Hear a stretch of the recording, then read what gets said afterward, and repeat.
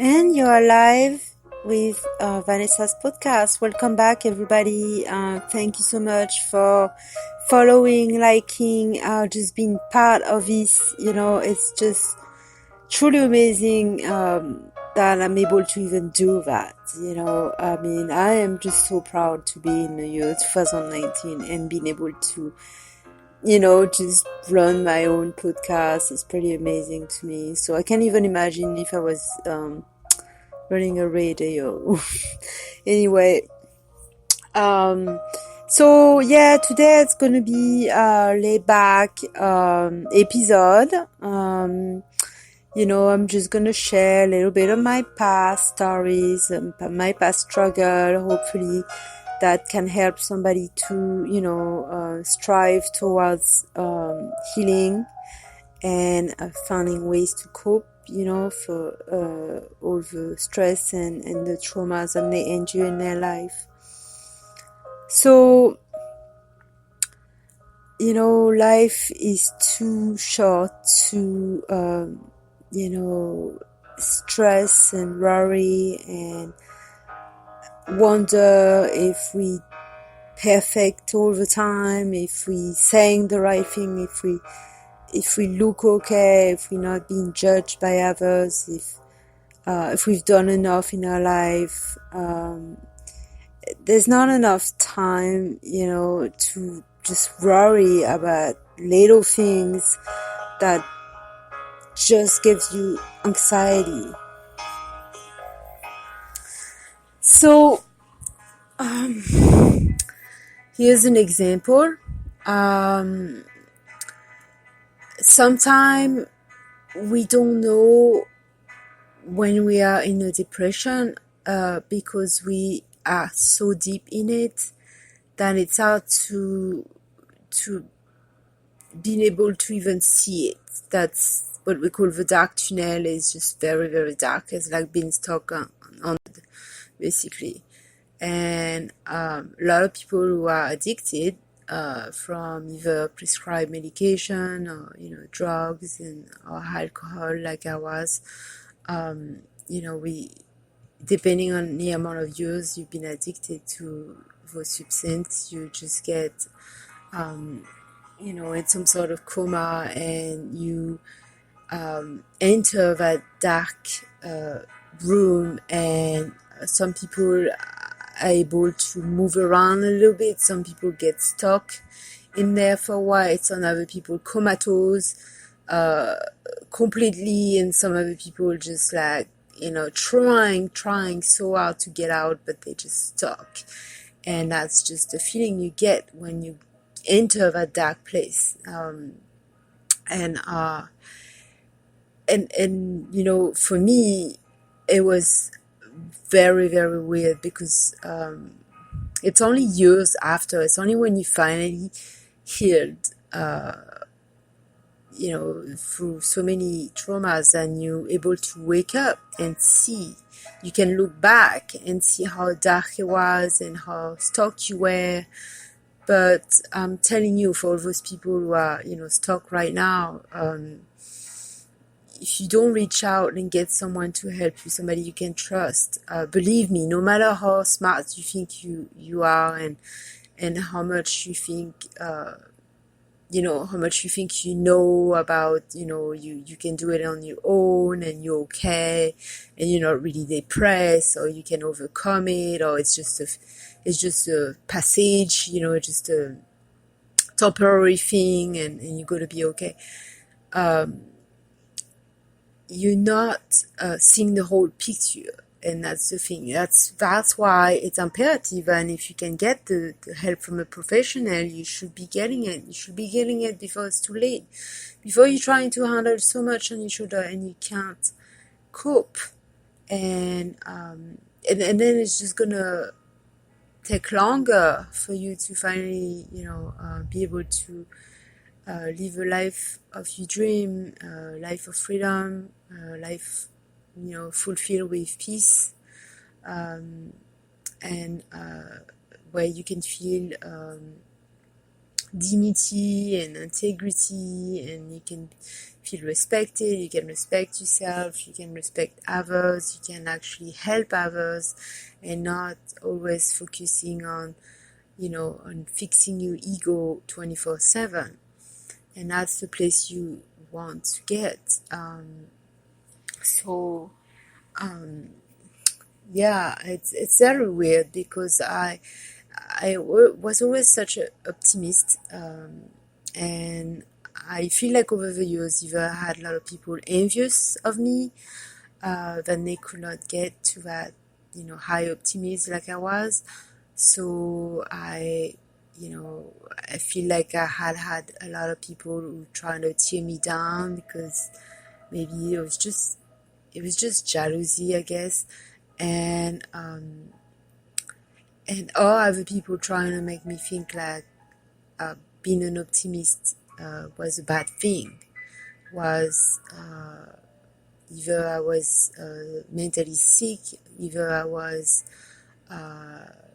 bipolar or schizophrenic or something else, any type of name, borderline, you name it. When people are always trying to classify you somewhere, it's just so funny because even some of the the global name for disorder are not even like really accurate in terms of like it's never really fully understandable, like the length of capacity of all the different parallels of each disorder and all the different level, and unless someone has been followed for years and years and years, you can actually get that diagnostic. Even so many fail out there that will diagnose someone for 10 years and then 10 years later realize, oh no, you didn't have anything, you're fine.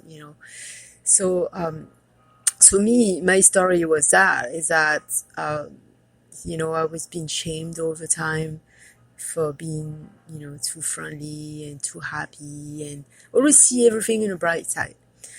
So after years and years dealing with this, I could feel the anger from other people, that negative energy, and at the end, it didn't bother me for the longest time, but it's only after I started to be, oppressed and manipulated, and after a few relationships that were abusive, that I started to think and believe that something was wrong with me, and it must have been what people always point out, my fault, my flaws. And so I assumed in all of this that when I got into my dark tunnel space and I was suffering, that was the fact, and I was overly too happy all the time, and I must have been too naive and too stupid and all this stuff.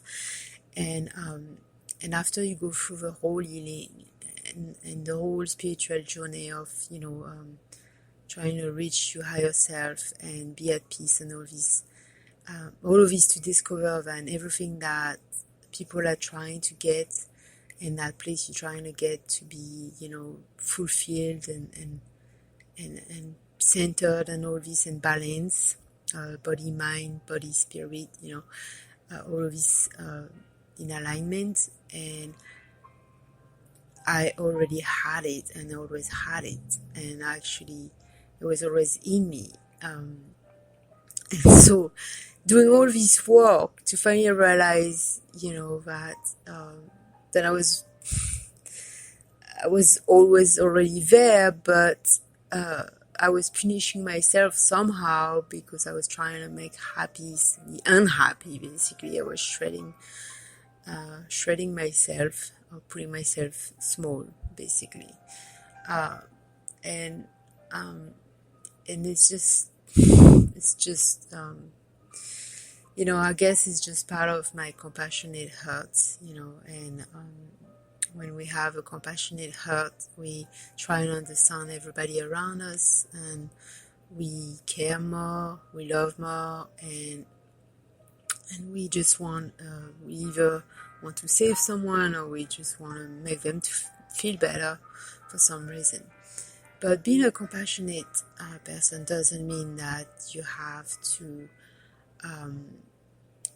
change yourself so other people can feel better, no matter how angry they are, no matter how abusive they can be. And that the thing is that a lot of time we don't know if we've been growing up with narcissistic people around us, sociopath or this, if we had that all our life around, then we're not aware that that we accept that as normal, and so it's hard for us to see that it's not normal, and so we go along with it. So it's only after you've done all the healing work when you realize that it's not normal, that we were allowing lots of stuff. We were allowing ego to get punched and bruised, and we were not building any healthy boundaries. We didn't even know how to build boundaries, and that was that. So we were the perfect prey for all the narcissistic people to come around and just catch you and take advantage of your generosity and your compassionate heart. So it's really important to know and value what you have, and not allow other people to take it away from you, and to tell you that all these wonderful things that you have in you is actually a bad thing, which is not a bad thing.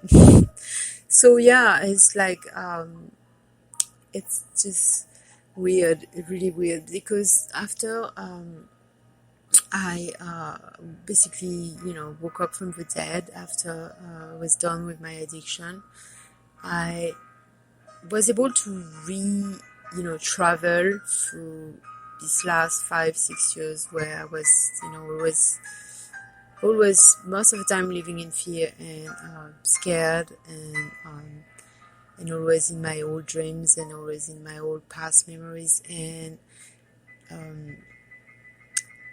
it's so weird how stuck I was and how stuck we can get. Like, by example, I'll go somewhere and I kept telling myself, like, I don't belong in this place, so I should stay here.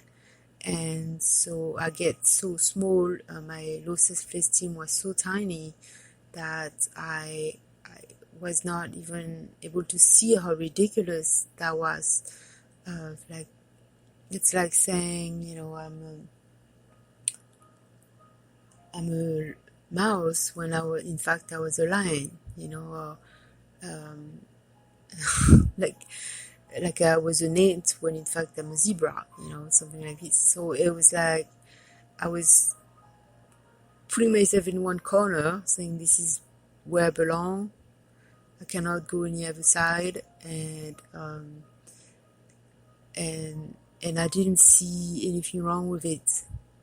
Like, I didn't see when I was actually punishing myself, and I know a lot of you out there do the same thing, and that's because you don't realize how you're living in that in that pain, suffering mentality, and why you're thinking about all these regrets and all these great things you wish you could do and you never do. You're just wasting your life away, and you just never really advancing, and that's what scary is. And you can get stuck for a long time without even realizing it, and you don't want to see the truth, or maybe you don't want to realize how stuck you are, or you don't know, and because you don't know where to go, who to talk to, you lost any trust in yourself, and you trust in your own mind. Once you lose that, you pretty much almost gone, like it's just almost